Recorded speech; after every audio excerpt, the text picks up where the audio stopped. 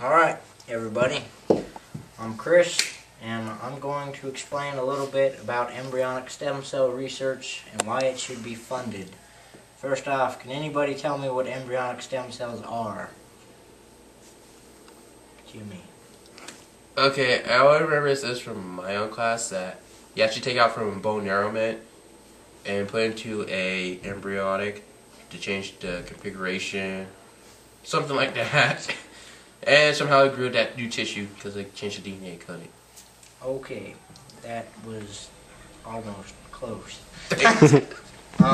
Embryonic stem cells are stem cells, which means that they can be replicated and changed into different kinds of cells.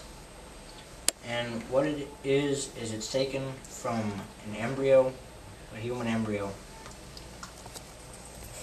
So that's why it's so controversial, because an embryo is a potential human life, and a lot of people have moral issues with the destruction of an embryo to get the embryonic stem cells.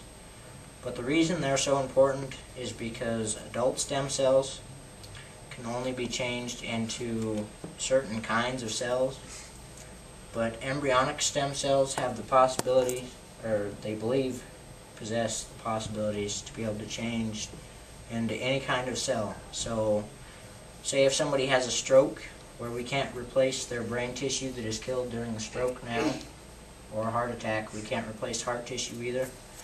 Embryonic stem cells supposedly have the ability to be able to change into those cells so that we can replace the brain tissue that is killed during a stroke, or the heart tissue that's killed during a heart attack. And they have alternatives. They've tried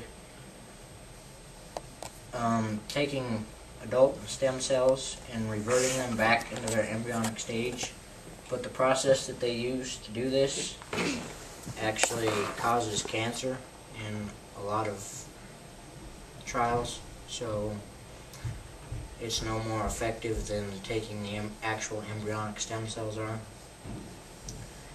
And it's extremely expensive. The facilities to do this cost multiple millions of dollars, and the government cut funding a while ago, completely cut it off, but George Bush Sr.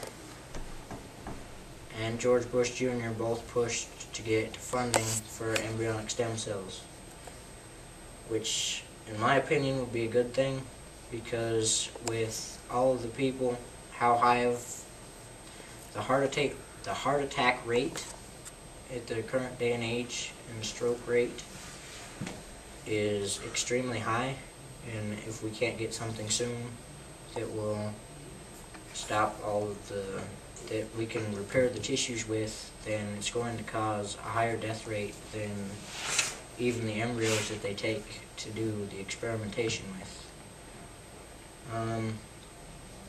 They've also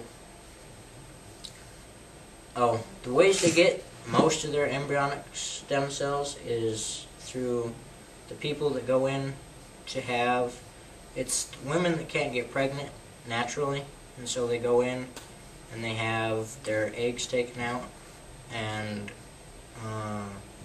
they put it in a petri dish with a sperm, and once the sperm enters the egg, they replace it in the human, replace it back in the female, so that they can have birth that way, or get pregnant that way.